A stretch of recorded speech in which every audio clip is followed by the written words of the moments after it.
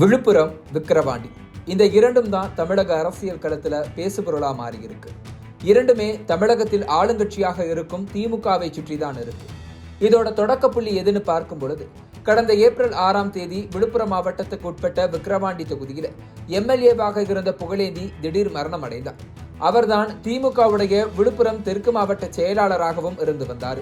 அவருடைய மரணத்தை தொடர்ந்து அவர் வகித்து வந்த 2 பதவிகளும் காலியாச்சு. அதைத் தொடர்ந்து இந்த இடத்தை பிடிக்க திமுகவில் பலரும் ரேஸ்ல இருந்தாங்க. இந்த நிலைமையில தான் இந்த இரண்டுக்குமே தங்களுடைய சாய்ஸ்களை அறிவிச்சிருக்கு திமுக தலைமை. முதலாவதா விக்கிரவாண்டி இடைத்தேர்தல் வேட்பாளர். விக்கிரவாண்டி தொகுதிக்கு ஜூலை 10ஆம் தேதி அன்னைக்கு இடைத்தேர்தலை அறிவித்திருக்கு தேர்தல் ஆணையம். வேட்பாளர்கள் ரேஸ்ல முதல் இடத்துல இருந்தது அமைச்சர் பொன்முடியோட மகனும் முன்னாள் எம்பியுமான கௌதம சிகாமணி. கடந்த 2019 தேர்தலில் கள்ளக்குறிச்சி தொகுதியில போட்டிக்கிட்டு வென்று இருந்தவருக்கு இந்த முறை திமுக வாய்ப்பளிக்கல. அப்போதிருந்தே விக்கிரவாண்டி எம்எல்ஏவாகும் கணக்கோடு காய் நகர்த்தி வந்தார் கௌதம சிகாமணி. அதே நேரம் திமுக விவசாய தொழிலாளர் அணியின் மாநில செயலாளர் அன்னியூர் சிவா மற்றும் விழுப்புரம் மாவட்ட அவைத்தலைவர் ஜெயச்சந்திரன் இருவருமே இந்த ரேஸ்ல இருந்தாங்க. இறுதியா ஸ்டாலின் தலைமையிலான கூட்டம் நடத்தப்பட்டு அன்னியூர் சிவாவிற்கு போட்டியிட வாய்ப்பு கொடுத்திருக்காங்க. பொதுவாகவே விழுப்புரம் மாவட்டத்துல அமைச்சர் பொன்முடி அணியில் இருக்கும் ஒருவருக்கே முன்னுரிமை கொடுக்கப்படும்.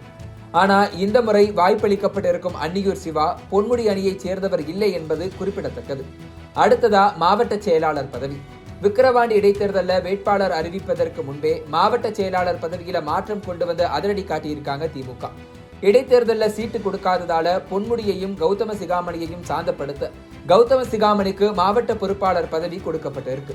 அதே நேரம் இதைவிட பேசுபொருளா மாறி இருக்கிறது அமைச்சர் செஞ்சி மஸ்தானை மாவட்ட செயலாளர் பதவியில இருந்து நீக்கி இருக்கிறது. வடக்கு மாவட்ட செயலாளராக இருந்த செஞ்சி மஸ்தான் நீக்கப்பட்டு அவருக்கு பதிலாக பா சேகர் நியமிக்கப்பட்டிருக்காரு. விழுப்புரம் தாண்டி தமிழக அளவிலையும் இது பேசுபொருளா மாறி இருக்கு. இதன் பின்னணியில ஒரு பேக் ஸ்டோரி இருக்கிறதா சொல்லப்படுது. விழுப்புரம் மாவட்டத்தோட தனிக்காட்டு ராஜாவா வலம் வந்தவர் பொன்முடி. மத்திய மாவட்ட செயலாளராக பொறுப்பு வகித்து வந்தவர். 2020ஆம் ஆண்டு திமுகவுடைய துணை பொதுச் செயலாளராக நியமிக்கப்பட்டார் பொன்முடி.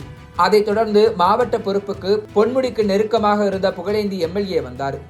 அதன் பின்னர் 2022ஆம் ஆண்டு விழுப்புரம் மாவட்டம் தெற்கு வடக்கு என்று 2ஆக பிரிக்கப்பட்டது. அப்போது வடக்கு மாவட்ட செயலாளராக இருந்த செஞ்சி மஸ்தானும் தெற்கு மாவட்ட செயலாளராக புகழேந்தியும் நியமிக்கப்பட்டனர்.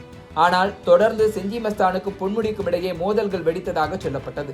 தன் கண்ட்ரோலில் இருந்த விழுப்புரம் மாவட்டத்தில் செஞ்சி மஸ்தான் ஆதிக்கம் செலுத்துறத பொன்முடி விரும்பலனும் சொல்லப்பட்டது. அது மட்டும் இல்லாம இருவருடைய ஆதரவாளர்களுக்கும் இடையே தொடர்ந்து மோதல்கள் வெடித்ததாக தகவல்கள் வெளியானது. குறிப்பா பேனர்கள், போஸ்டர்கள் தொடங்கி யாருக்கு அதிக முக்கியத்துவம் கொடுக்கப்படணுங்கிற வரைக்கும் மோதல்கள் நீண்டு கொண்டே இருந்தது. அது மட்டும் இல்லாம கடந்த டிசம்பர் மாதம் சொத்து குவிப்பு வழக்கில் குற்றவாளியாக அறிவிக்கப்பட்ட பொன்முடிக்கு சிறை தண்டனை வழங்கப்பட்டது. அதைத் தொடர்ந்து அவருடைய அமைச்சர் பதவியும் பறிபோனது. இந்த நேரத்தில் அரசு நிகழ்ச்சிகளையும் பொது நிகழ்ச்சிகளையும் கலந்துக்காம தவிர்த்து வந்தாரு பொன்முடி.